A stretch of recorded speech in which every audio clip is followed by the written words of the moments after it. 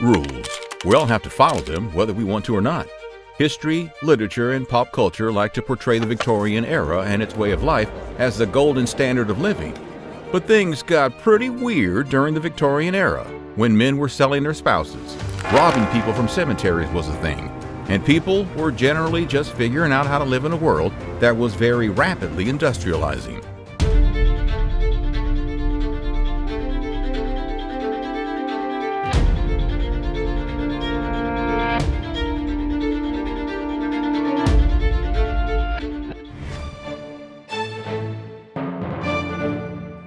Imagine you're watching a football game with the fellas, having a good time, or maybe you're playing a video game, and your wife is on you to cut the grass because it needs cutting.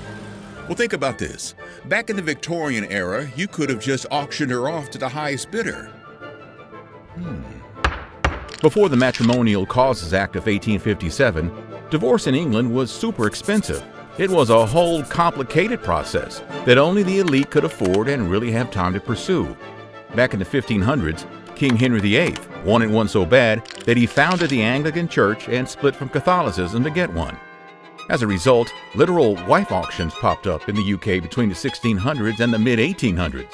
Husbands would bring their wives to markets, taverns, and fairs, often with a harness tied around their necks, like cattle, where people would bid on their unfortunate souls. The origins of this humiliating practice are unclear, but historians think it started because if another man had a relationship with a woman who had separated from her husband, the husband could legally sue him even though he and his wife were separated. Oftentimes, the wife sales were symbolic. There was just one bidder, usually the wife's new lover. But sometimes actual bidding wars broke out. The whole thing seems crazy and an overall bad deal for women, but in reality, it often gave them more freedom. It was kind of a social contract, a public transaction with witnesses to let everyone know that one marriage had ended and another had begun. And the going rate for a new wife? Well, that varied a lot. One woman was sold in 1832 for £1 and a Newfoundland dog. In 1862, another woman was sold for a pint of beer. On the higher end, some women would go for around 25 shillings. That was quite a chunk of change back then.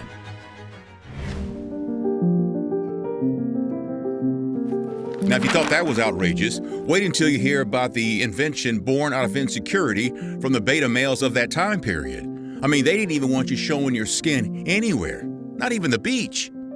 To avoid the horror of a woman showing her ankles, legs, or, God forbid, her neckline at the beach, Victorians came up with these things called bathing machines. While men could frolic around freely, women were supposed to remain as invisible as possible, especially when they wanted to go for a swim. Bathing machines were little huts on wheels that kind of looked like covered wagons, but instead of exploring the frontier, they were plunged into the water. Women would enter them through a door on one side and change into their bathing suits. Then the bathing machines would be pulled by horse or manpower across the beach and into the ocean, where the women would exit from a door on the opposite side that would open up to the ocean, keeping them out of view of any prying male gazes that could potentially come from the beach. Even Queen Victoria had her own deluxe bathing machine. They became a staple at resorts in England and other parts of mainland Europe as something called leisure time began to take root in society, and holidays and time off became a thing for the upper classes to do.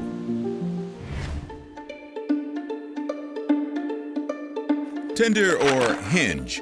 You know, these days, it takes quite a bit of effort to engage in some witty banter with someone online, but it's nothing compared to what they used to do back in the 1800s.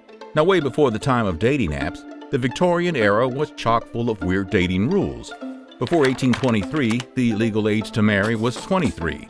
But after 1823, it was lowered to 12 years old for girls and 14 for boys. Still, marriage was uncommon that young, and most people didn't get married until they were 18.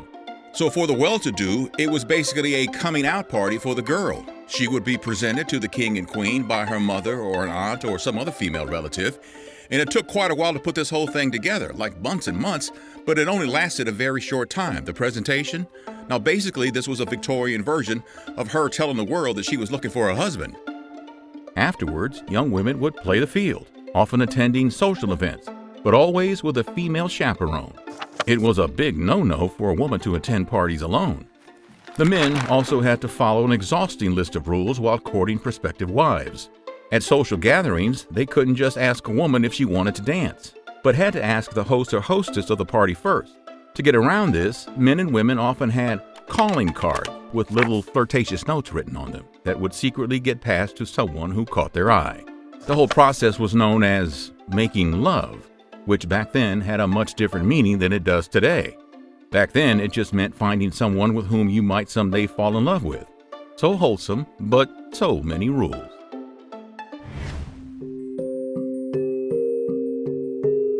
Are you tired of working a 9-to-5 job that's just miserable?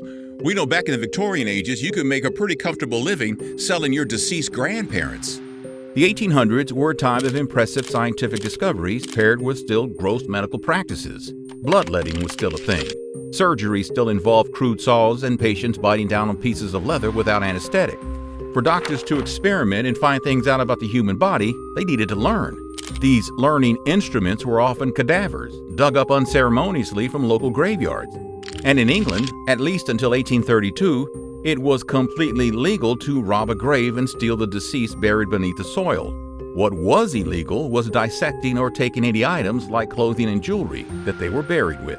But when the Anatomy Act of 1832 made it illegal to exhume corpses from the ground, the business of selling the deceased to medical schools went underground. And it was a lucrative business. Body snatchers, also known as resurrectionists, made tons of profit. Medical doctors with money were looking for subjects to dissect in the name of science, and they were willing to pay. A body snatcher could earn $25 in a single night during a time when pretty well compensated workers earned that much in an entire week. So in 1864, the Contagious Diseases Act was signed into law. A pretty good law on paper. It would help regulate everything, help keep the spread of diseases down, if not eliminate it altogether, and put some checks and balances in place to make sure that it got done right. But what it turned out to be was a witch hunt. The law was created to help stop the spread of transmitted diseases among men in the military. Well, how could this be done? Well, according to Victorian lawmakers, it could be done by rounding up women of the night and forcing them into medical facilities to have them checked. Any woman suspected of the oldest profession was forced to register with the police and undergo a series of invasive medical procedures, most often unwillingly.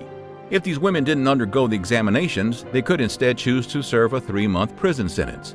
Even though it takes two to tango, the law didn't require anything of the men.